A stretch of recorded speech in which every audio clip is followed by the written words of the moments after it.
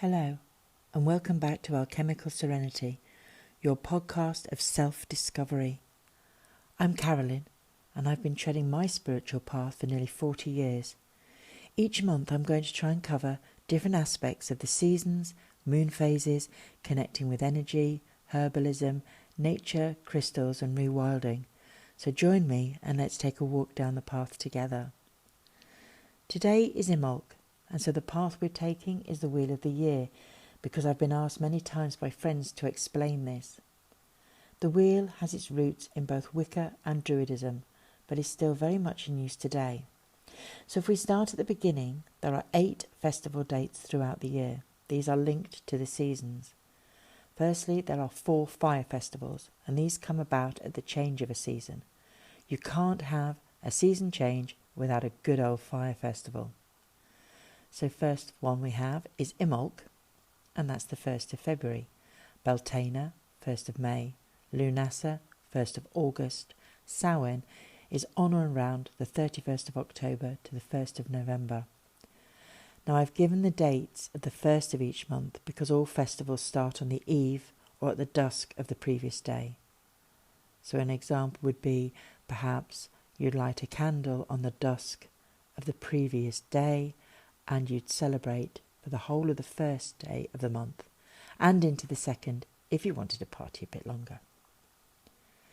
There are 2 equinoxes. We have spring, also known as Astara or Alban Elir, which means light of the earth in Welsh, and that's on the 21st of March, and then the autumn equinox, also known as Mabon or Alban Elfed, which means light of water, is on the 21st of September. At this time the light is equal in hours of darkness and light. I always feel like celebrating at this point in March because we have managed to get through winter and spring is well and truly here.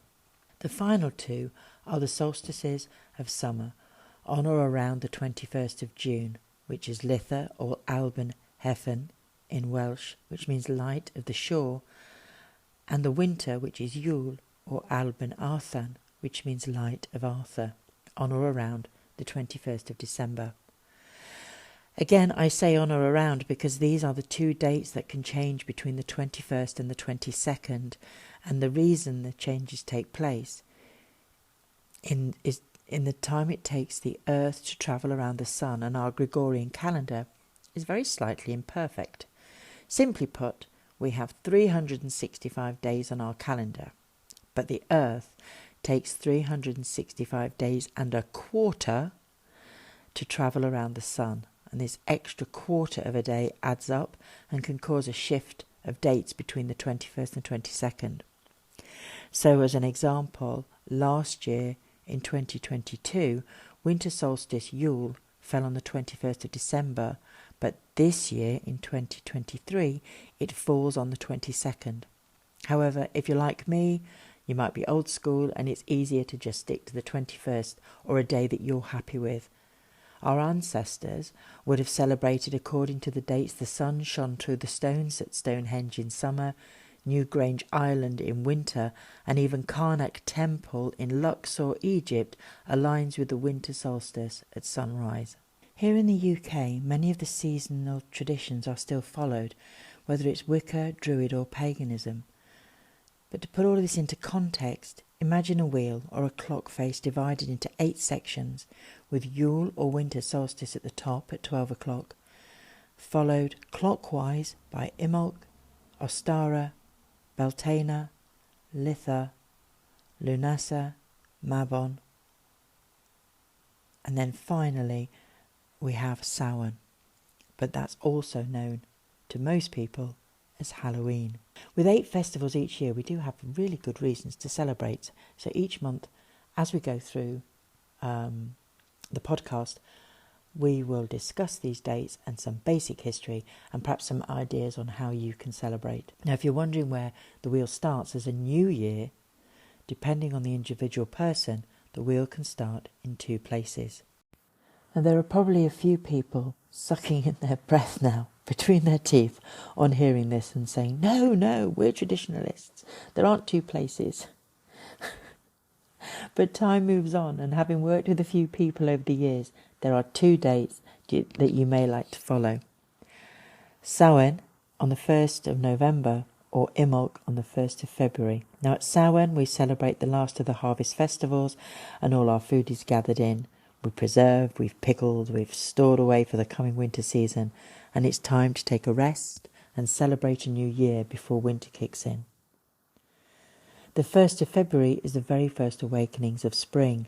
Snowdrops can be flowering at this time in the garden, and there is the return of daylight, and everything is starting to feel brighter after what has been a long time of winter.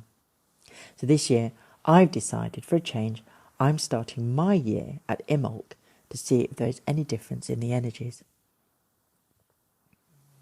Imbolc, pronounced I-M, sort of apostrophe O-L-C or Oimelc, is taken from an old Gaelic language, and it means in the belly and symbolises birth, fertility, and the first of this year's lambs and their mother's milk. It falls midway between winter solstice and the spring equinox, so in theory we could actually now say we're in midwinter. Slowly the light's been returning, and for a person like me who has horses, I have been literally counting the extra minutes of light each day to get to this point. But it's also a feast day to celebrate the lady, the female energy that has brought forward the returning light of the sun. And this lady is Brighid, spelt and more commonly pronounced Brighid. Brighid was worshipped as a goddess long before the Roman invasion of Britain and Christianity took hold. She had a huge cult following and went under many different names, probably from the differences in pronunciation across Europe. So names perhaps would have been Brighid, Brighid, Brigitte and Britannia. Her cult was so powerful here that Celtic Christian Church had to adopt her as a saint just to keep up. Her name means either fiery arrow, bright one, or high one. Brighid, or as we commonly know her as Brighid, is the Celtic goddess of the hearth, healing, female arts, midwifery. She's a guardian of children and farm animals, mostly cows.